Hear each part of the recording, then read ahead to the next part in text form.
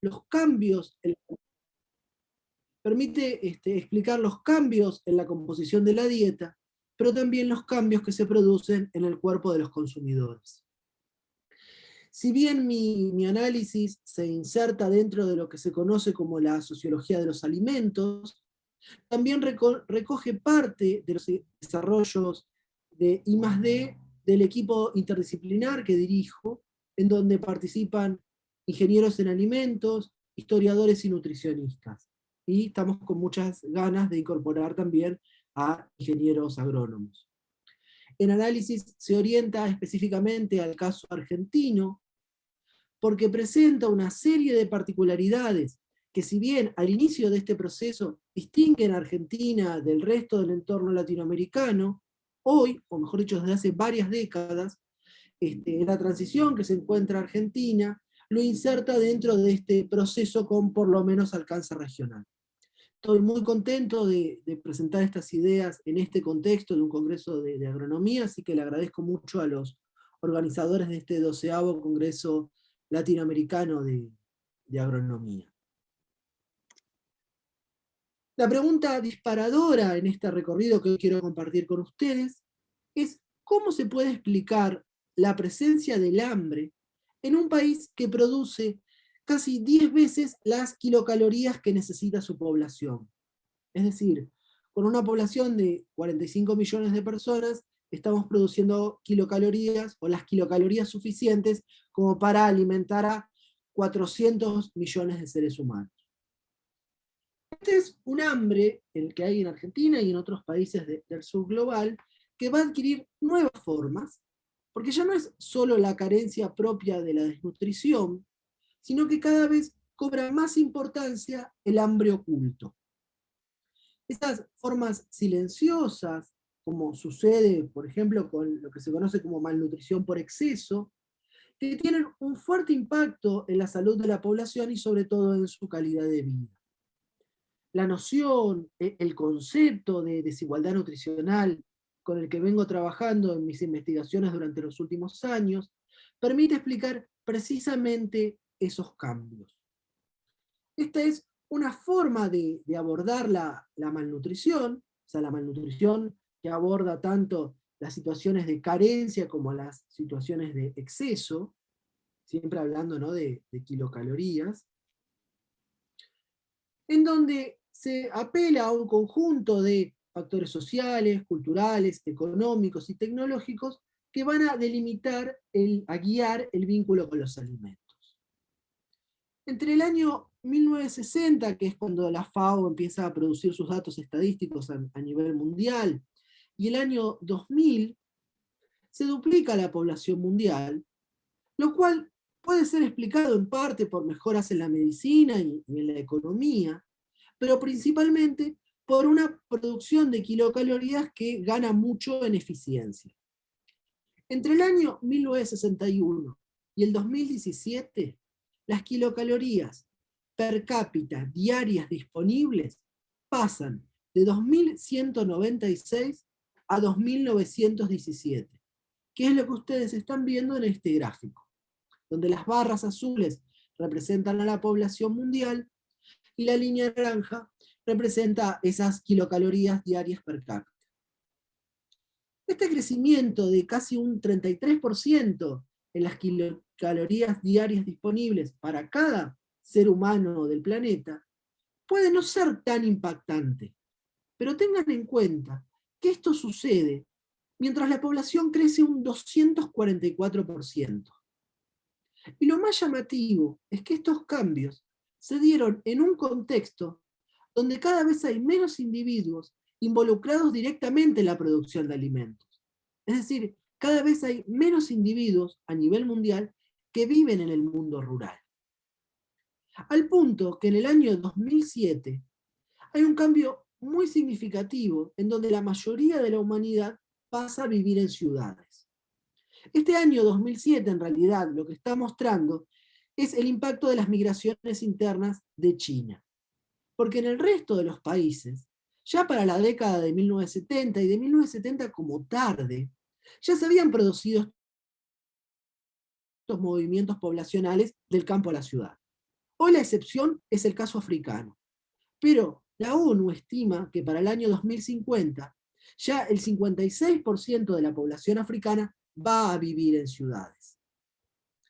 Pero el cambio no es solo en quién produce, sino también en qué se produce, básicamente qué se cultiva. Aún desde una mirada muy general, como la que permiten los macronutrientes, vamos a ver, y eso está representado en este gráfico, que a partir del año 2004 se van a empezar a producir más grasas que proteínas a nivel mundial. Si bien hace algunos años la tendencia era la opuesta, es decir, se producían más proteínas que grasas. El otro macronutriente, yo les hablé de proteínas, les hablé de grasas, el otro macronutriente son los carbohidratos, no pueden ser reconstruidos con el mismo grado de exactitud a partir de la información disponible en FAO-Stats. Además, la distinción que hay entre carbohidratos simples y carbohidratos complejos es muy significativa, tanto por el origen que tienen unos y otros tipos de carbohidratos, como por el impacto que tienen sobre el cuerpo. Los que son considerados simples van a provenir en gran medida de los productos o de los alimentos procesados u ultraprocesados, según la calificación NOVA, estarían en la categoría 3 o en la categoría 4. Mientras que los carbohidratos complejos están presentes en las carnes, en las frutas y en las verduras. El cuerpo los utiliza de forma distinta, y aún la sensación de saciedad después de comer es muy diferente según si son carbohidratos simples o complejos. Esto se deriva porque los carbohidratos complejos tienen mayor cantidad de fibra alimentaria en su composición. En este gráfico también incluí con una línea amarilla estas kilocalorías diarias per cápita disponibles. Y lo que pueden ver es que en esta transición, donde hay cada vez más grasas disponibles, también permite explicar esta abundancia de kilocalorías. En definitiva, la caloría es un descubrimiento de finales del siglo XIX que se refiere a la cantidad de energía necesaria para elevar 1 °C la temperatura de 1 kilo de agua. Si nos centramos específicamente en los alimentos, hay una cuestión química en donde 1 gramo de proteína o 1 gramo de carbohidratos van a contener 4 de estas unidades, o sea, 4 kilocalorías, mientras que 1 gramo de grasa tiene 9 kilocalorías. Entonces, el problema no es solo cómo administrar la abundancia de kilocalorías, porque es claro que a nivel mundial hay más de las que necesitamos, independientemente de cómo estén distribuidas, sino que tal como refleja el gráfico, hay un cambio en cómo están conformadas esas kilocalorías. Y esto lo encontramos aún con una visión súper general como la que permiten los macronutrientes. Lo que sucede es que hay una degradación en la calidad nutricional de los alimentos. Es decir, aún en los mismos alimentos que veníamos ingiriendo, hay cada vez menos nutrientes disponibles. Y este proceso va a tener un punto de quiebre en el año 2004. Y esto lleva a que en el año 2008, o sea, 4 años después, por primera vez en la historia de la humanidad, y como ven, hay varios hitos relacionados con los alimentos que en un periodo relativamente reciente y relativamente corto se empiezan a producir por primera vez en la historia de la humanidad. Y lo que pasa en el año 2008 es que a nivel mundial hay más obesos que desnutridos. Lo vamos a ver en el transcurso de esta presentación, pero es posible afirmar que muchos de estos obesos tampoco tienen una nutrición adecuada. Lo que sucede es que hay nuevas formas de hambre que lamentablemente se están presentando como características del siglo XXI a nivel mundial. Luego de esta muy breve caracterización de la tendencia mundial de la producción y del consumo de alimentos, y antes de pasar al caso argentino, quisiera hacer una advertencia. El caso argentino, como lo voy a presentar a nivel nacional. Porque, como sucede en varios países de Latinoamérica, hay fuertes diferencias regionales según estén integrados o no las distintas regiones al mercado mundial. Por ello voy a ser foco en la principal región exportadora del país, que es la región pampeana, la cual ustedes están viendo en este gráfico, en este mapa, pintado de color gris. Como les decía, desde por lo menos finales del siglo XIX, hay marcadas diferencias entre aquellas regiones que se integran al mercado mundial y las que solo van a producir para el mercado interno. Un mercado interno que tiene mucho menos peso y que históricamente se mostró mucho más rezagado que las regiones que están vinculadas al mercado internacional.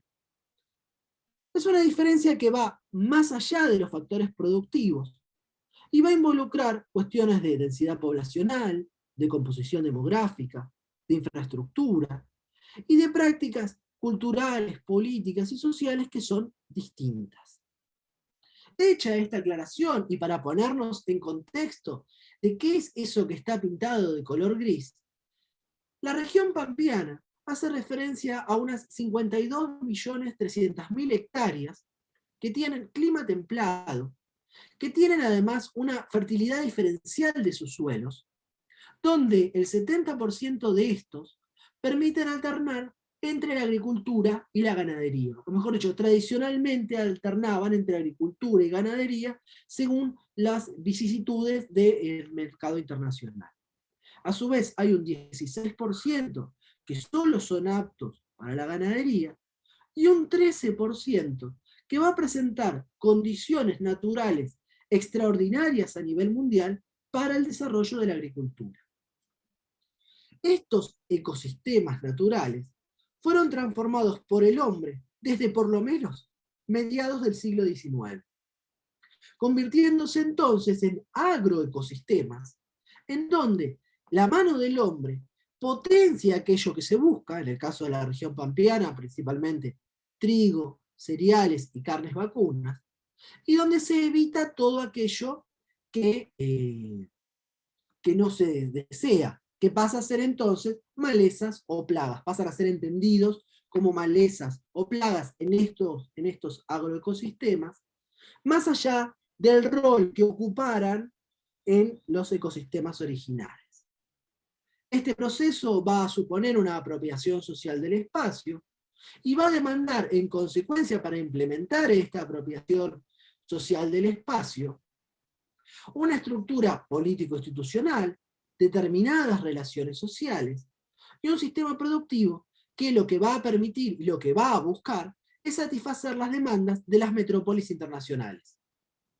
Las características ecológicas como la fertilidad de los suelos de la región pampeana o mismo el nicho ecológico que había en esa zona relacionado con los grandes herbívoros, va a permitir una rápida reproducción del ganado, ya del ganado que habían traído en el siglo XVII, en el siglo XVIII, los españoles, que para el siglo XIX, sobre todo para la segunda mitad del siglo XIX, se va a combinar con una estructura institucional de liberales en lo económico, inserción argentina en el mercado mundial como productor de bienes primarios agropecuarios. Y es así como en el último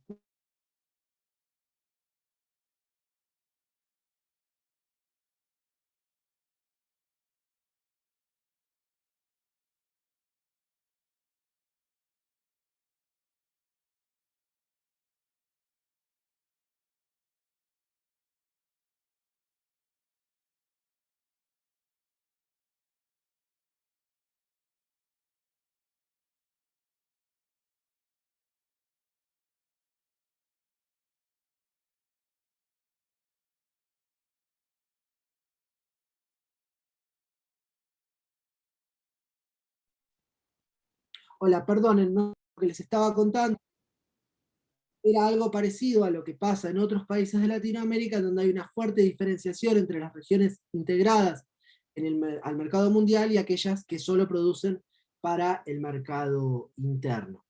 Y estaba haciendo referencia a dos tecnologías que en el último cuarto del siglo XIX van a acelerar este proceso de inserción en el mercado mundial.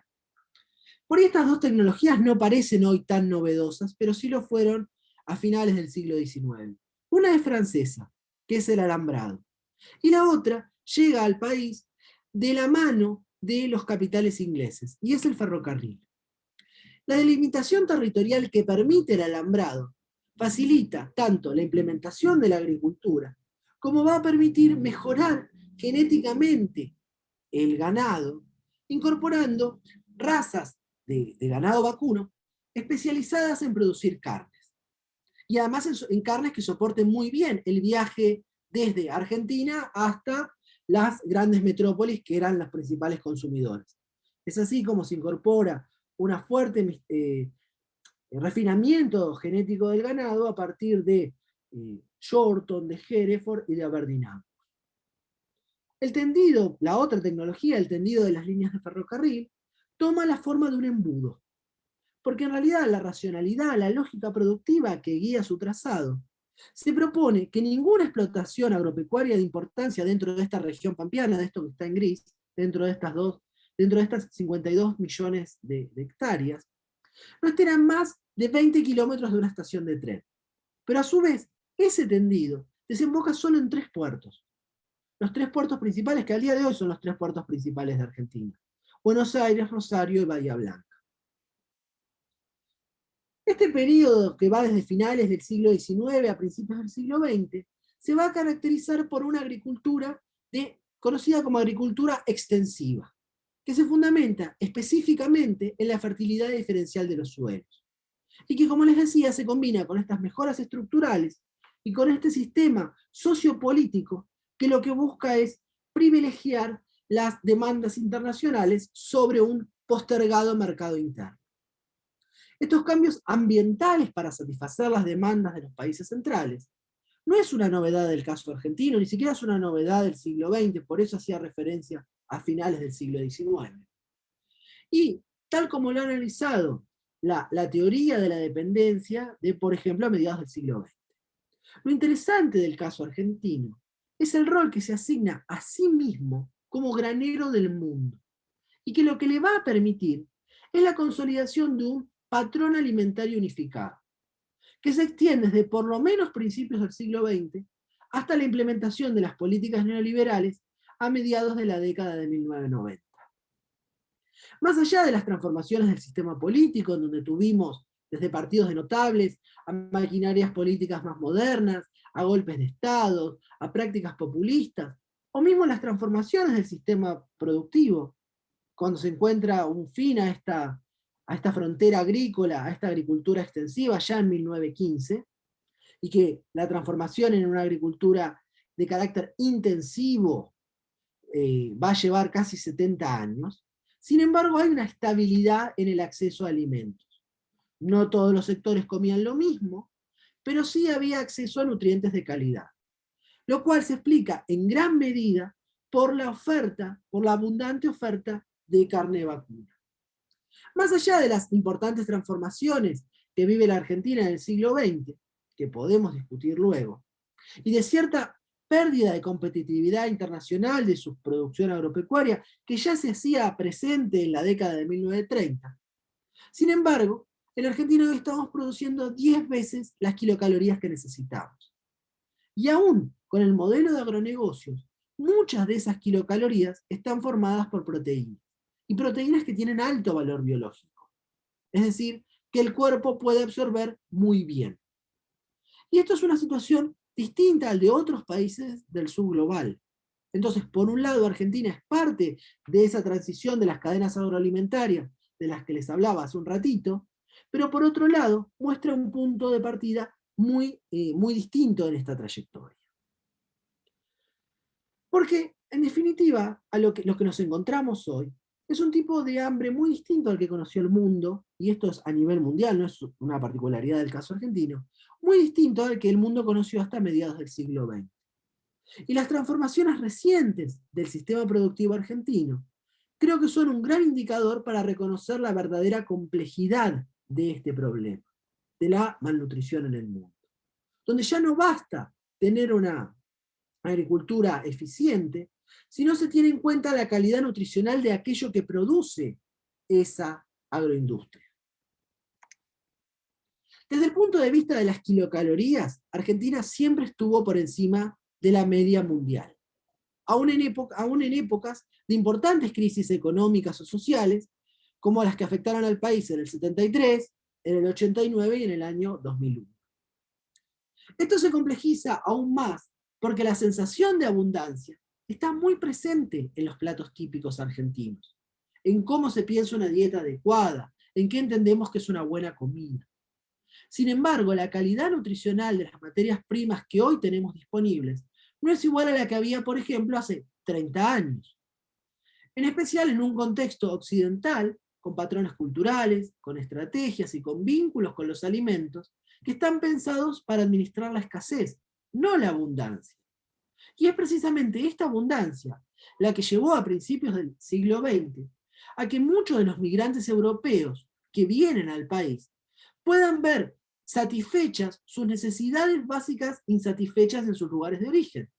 Y esto lo vemos en los platos típicos de las grandes ciudades de la región pampeana, con fuerte presencia de la cocina italiana, con fuerte presencia, un poco menor, pero también con presencia de la comida de la cocina española, donde hay siempre un denominador común: abundante carne, y en menor medida productos lácteos. Solo como referencia de esta cuestión, me gustaría mostrarles el principal libro de cocina argentina, que es el de la señora doña Petrona C. de Gandulfo, cuyos menúes semanales hacen referencia a unas 4.300 kilocalorías diarias por persona. Como para que tengan una idea, ese número de kilocalorías tendría que estar entre 1.500 y 2.000. Y además, este libro, que ya va por su edición número 120, y su primera edición es de la década del 30, tiene desde cócteles hasta cómo tienen que ser los modales en la mesa. Y el 19% de todas las recetas, incluidas postres, cócteles, todo, el 19% hace referencia a la carne vacuna. Es un elemento clave para entender este libro, es un elemento clave para entender cómo es el gusto argentino vinculado con la alimentación y cómo se plasma esta abundancia en nuestra identidad. Además es muy útil para entender los cambios en la forma de cocinar, pero también en el equipamiento involucrado en esta actividad. Doña Petrona, de hecho, empezó su carrera siendo una promotora de la Compañía Primitiva de Gas. Había unas señoras que cocinaban en unas vidrieras a la calle, pero también daban clases en teatros, como una manera de difundir las cocinas a gas. Y en esto la Compañía Primitiva de Gas, que era de capitales ingleses, estaba muy interesada, porque cuando el alumbrado público dejó de funcionar a gas y comenzó a funcionar a electricidad, a alguien le tenían que vender ese gas. Y hasta ese momento, aún en las grandes ciudades, los argentinos en general utilizaban o cocinas a querosén o unas más económicas llamadas cocinas populares que funcionaban a carbón, donde no solo se requería ciertos elementos para hacer funcionar esas cocinas, para encenderlas, sino que limitaba el tipo de cocción que se podía llegar a conseguir. El gas iba a abrir todo un universo culinario nuevo, y en consecuencia las primeras recetas de esta señora estaban pensadas para que con 1 metro cúbico de gas se pudiera hacer un almuerzo, una comida que incluyera entrada, plato principal y postre para una familia tipo de 4 personas. Este no es el primer libro de cocina argentino, que es otro, que es el que está puesto a la derecha, el de La Perfecta Cocinera Argentina, que se editó en 1888 y que, producto de esta búsqueda de tradiciones culinarias en este contexto de malnutrición que estamos viviendo, se volvió a publicar en el año 2019. Pero más allá de estas tecnologías culinarias, como son las cocinas a gas, estos libros también pueden ser considerados como una tecnología en sí mismo, porque por un lado definen usuarios, es decir, tanto en su rol de cocineros como en su rol de comensales, y van a guiar un conjunto de interacciones, de prácticas sociales en el vínculo con los alimentos. Es también un punto de partida, creo yo, original para reconocer las particularidades del caso argentino y sobre todo reconocer las transformaciones que se dan en los últimos 40 años. Porque si algo pasa en Argentina durante los últimos 40 años y nada cambia tanto como lo que les voy a nombrar ahora es la producción de oleaginosas. Principalmente a partir del año 96, cuando se autoriza la primera campaña oficial con soja transgénica, la soja RR o Roundup Ready de Monsanto, y la implementación de todo un paquete tecnológico que incluye fertilizantes químicos, pero también pesticidas, siendo acá el producto estrella el glifosato. Desde los años 80, Argentina como país se convierte en un productor muy eficiente de soja, y de hecho se dedican muchas hectáreas a este cultivo. Sin embargo, no es un cultivo que se consuma en Argentina. De hecho, teniendo en cuenta estos colores, que se ven muy chiquitos y muy parecidos, los vegetales en verde, las frutas en violeta, la carne en rojo y las oleaginosas en azul, cuando nosotros tomamos estos mismos datos, pero para el contexto mundial, vamos a ver que la situación es distinta. Las oleaginosas crecen y crecen mucho, pero por ejemplo los productos vegetales en el mundo tienen un crecimiento mucho más sostenido a diferencia de lo que pasa en Argentina. En el caso argentino hay una agriculturización de su región pampeana, en donde 5 millones de hectáreas de esas 52 pasan de la ganadería a la agricultura, y a una agricultura que adquiere la forma de monocultivo, del monocultivo de soja. Este proceso cobra fuerza a finales del siglo XX y va a desplazar a regiones extrapampeanas, donde no estaba esa fertilidad diferencial, a actividades sí tradicionales del mundo rural, como son la agricultura y como son la ganadería y la lechería. Estos cambios van más allá de la producción de soja, porque desde el año 2017 en Argentina se están produciendo más toneladas de maíz que de soja. Y sin embargo, el problema del hambre sigue presente. Es más, se acrecentó el problema del hambre en el país. De todas formas, más allá de esta mayor obtención de toneladas de maíz, o de más producción de maíz, de toneladas de maíz, aún así, la mayor cantidad de hectáreas sembradas las seguimos dedicando a la soja, como pueden ver en este gráfico. Si lo vemos desde esto es desde la producción, y esto es desde la superficie sembrada. Acá está. Estos cambios productivos en un país que exporta mucho, exportamos mucha soja, sin embargo, no resultan en transformaciones significativas en la cantidad de kilocalorías diarias que quedan en el país, que tenemos disponibles en el país. Producimos más, es cierto, también exportamos más.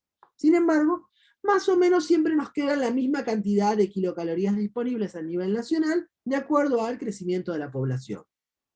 Sin embargo, lo que más va a variar es la composición nutricional de esas kilocalorías, porque el salto en productividad que impone el modelo de agronegocio no afecta por igual a todos los sectores del mundo rural. Y más allá de las crisis, como les conté hace un rato, hay una cierta estabilidad y siempre estamos por encima de la media mundial. Si tomamos en cuenta 2 de los 3 macronutrientes, los 2 que analizamos antes para el contexto global, podemos ver que desde hace unos pocos años, en Argentina, tal cual pasa en el mundo, estamos produciendo más grasas que proteínas. Cuando hace no tanto tiempo la situación era la inversa. Perdonen que no encuentro en mí el puntero del mouse. Ahí está. Quiero pasarla. Les pido un minuto.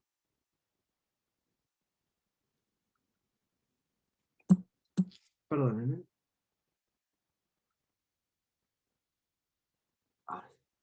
Y estos cambios en la composición de la oferta están determinados precisamente por lo que estamos produciendo, no solo por lo que estamos exportando. Porque, por ejemplo, en el caso de la carne vacuna, que tiene una fuerte presencia en el mercado interno, consumimos casi el 80% de la carne que producimos, pasamos en diciembre del año pasado a consumir algo así como 41 kilos de carne al año por persona, que sigue estando entre los más altos del mundo. Sin embargo, esto es algo así como el 50% de la carne que consumíamos per cápita en la década de 1980. Y tengan en cuenta que la carne es un factor central en la dieta de Argentina, tanto por sus aspectos culturales, identitarios, como por el aporte nutricional, por el aporte de proteínas de alto valor biológico. Lo que cambia principalmente es cómo producimos, pero sobre todo nos interesa qué producimos, cuestiones que están muy relacionadas entre sí y que llevan a preguntarnos si hoy Argentina es un país que produce alimentos o que produce otra cosa, por ejemplo, forraje, alimento pero para animales. Porque esta mayor eficiencia del mundo rural, o mejor dicho, del modelo de agronegocios, y digo modelo porque no es solo la soja o el maíz, sino el monocultivo forestal, la producción ganadera en feedlot, que lleva a un conjunto de prácticas que expulsan a los pequeños productores del mundo rural, pero que sobre todo reconfiguran el vínculo con los alimentos. Esto lleva a uno de los impactos más grandes, que es que se consolidan dos canastas básicas de alimentos, una propia de los hogares pobres y otra de los hogares que no son pobres. Según los datos que para el 2007, donde este proceso estaba avanzado, pero todavía no había adquirido la magnitud que tiene hoy, podemos ver que hay una mayor incidencia en la composición de la dieta de los carbohidratos a medida que uno es más pobre. Sin embargo, las proteínas, y sobre todo las grasas, muestran cierta estabilidad. Y esto sí es una particularidad del caso argentino, que lo distingue de otros países del sur global, pero también de otros países en vías de desarrollo. La cuestión no es solo que se comen más carbohidratos a medida que se reducen los ingresos, sino que la calidad de esos carbohidratos, esta distinción entre simples y complejos, también cambia. A nivel general, desde el año 96, que es de donde tenemos datos de las encuestas nacionales de gastos de hogares, vemos que cada vez destinamos un porcentaje menor del ingreso, en líneas generales, al consumo de alimentos. Es decir, no solo invertimos el dinero de manera distinta, sino que no compramos lo mismo, y por lo tanto, ricos y pobres no comen lo mismo, ni obtienen los mismos nutrientes por su dinero. Esto es cómo gastamos en Argentina desde mediados de la década del 90 hasta el año 2017. Ahora bien, esta encuesta hace referencia a consumo aparente porque se supone que si uno compra algo lo va a comer, pero no es que efectivamente se está comiendo. O sea, esto habría que además restarle un porcentaje de esos nutrientes que estamos comprando. Esto es a nivel general, o sea, no distinguiríamos ni por nivel educativo ni por ingreso del hogar. Pero y lo que vamos a ver en esta perspectiva general es que lo que más baja, el alimento que menos se consume de la década del 90 a la actualidad, son las frutas, seguido por las verduras. Mientras que los panificados, las golosinas y sobre todo las gaseosas, las bebidas dulces azucaradas, van a incrementar significativamente su consumo, su participación en la dieta en este mismo periodo. Esto va a tener dos consecuencias. Por un lado, un acceso desigual a nutrientes, donde uno puede consumir más kilocalorías de las que necesita, pero aún así estar malnutrido. Porque lo que no se logra es cumplir con los requisitos nutricionales recomendados por los organismos de salud. Es decir, en un país que produce 10 veces las kilocalorías necesarias, solo el 5% de su población adulta cumple con la recomendación de 5 porciones diarias de frutas y verduras. La desigualdad nutricional se va a convertir así en un factor de exclusión social, en donde, además, los alimentos más baratos son los que tienen mayor densidad calórica. Y donde los hogares que tienen menores ingresos empiezan a consumir productos donde la nutrición se separa del sabor. Por ejemplo, el 47% de los hogares con menores ingresos consume bebidas dulces azucaradas, contra solo el 21% de los hogares de mayores ingresos. Una tendencia que se da en otros productos, en donde los alimentos dulces son ricos, son baratos y además ese azúcar sirve como conservante. Y además no demandan ningún tipo de elemento extra para su consumo. Es abrir un paquete y que ya estén disponibles. Tampoco requieren ningún tipo de habilidad en el consumidor, como sí pasaba con esta dieta, con estos libros, como el que les mostré de Doña Petrona. Esta situación lleva a la consolidación de un flavor, de un sabor, de una experiencia sensorial compleja, que no solo satisface un deseo, sino que gradualmente empieza a generar ese deseo. Porque lo que se busca es ese flavor, esa experiencia en los alimentos consumidos. La composición de la dieta entonces empieza a organizarse en base a ese flavor. Y como hay alimentos que además están diseñados para gustar, son accesibles y encima son los más baratos, es que terminan generando esta tendencia a la desigualdad nutricional, donde el actor pasa a un segundo rol, pero su capacidad de elección termina siendo, a partir de este flavor, termina siendo determinante. Si lo vemos desde el punto de vista nutricional, esta desigualdad, por ejemplo, por quintiles económicos, encontraríamos lo siguiente. Estos datos son de la segunda encuesta nacional de nutrición de salud, que es del año 2019. Más allá del menor dinero disponible, lo que hay es una elección marcada fuertemente por la imposibilidad del acceso económico, pero también por ámbitos culinarios, por capacidad de conservar los alimentos frescos, y por ese flavor, por ese paladar, por ese gusto que no solo determina, sino que termina fundamentando la elección. Incorporar estrategias como el flavor, lo que van a permitir es también entender este tipo de realidad, en donde la que está marcando la línea negra, la línea oscura, es una reducción muy significativa en los índices de pobreza, pero sin embargo la tendencia a la obesidad, es decir, las columnas coloradas, cada vez se hacen más grandes. Entonces, la pregunta sería, ¿por qué cuando baja la pobreza, la obesidad sigue creciendo?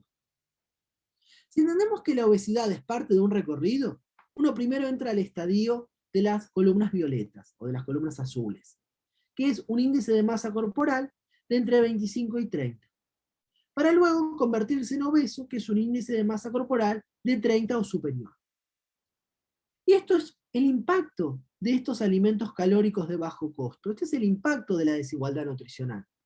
Porque en realidad lo que se está mostrando es un acceso diferenciado a nutrientes, donde además los sectores de menores ingresos son penalizados por su consumo. Los alimentos más baratos suelen ser los más ricos, suelen ser los que dan más satisfacción, sobre todo en el corto plazo, porque como tienen poca fibra, rápidamente se digieren. Y además demandan muy poco de nosotros, tanto para cocinarlos como para conservarlos.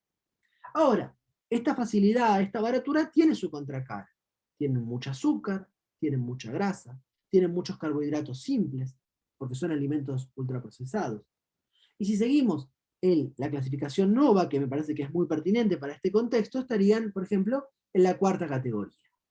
Todas estas cuestiones, cuando las analizamos, por ejemplo, desde el nivel educativo, nos encontramos con lo siguiente.